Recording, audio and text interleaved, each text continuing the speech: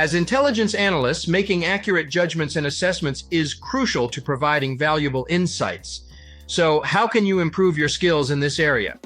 In this video, I'll guide you through some key steps to make accurate judgments and assessments. Step 1 is to gather and analyze reliable information. This includes collecting data from various sources, verifying their credibility, and cross-referencing multiple perspectives. Step 2 is to critically evaluate the information. Look for any biases, inconsistencies, or gaps in the data that may impact your judgment. Step 3 is to conduct thorough research. Dive deeper into the topic, consult subject matter experts, and explore historical data to gain a comprehensive understanding. Step 4 is to foster a collaborative environment. Engage with colleagues, encourage diverse viewpoints, and challenge each other's assumptions to ensure a well-rounded assessment. Step 5 is to employ analytical tools and methodologies.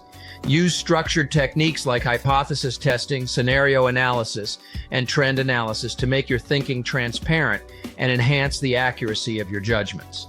And finally, Step 6 is to clearly communicate your judgments and assessments. Use concise language, back your conclusions with supporting evidence, and address any uncertainties or limitations.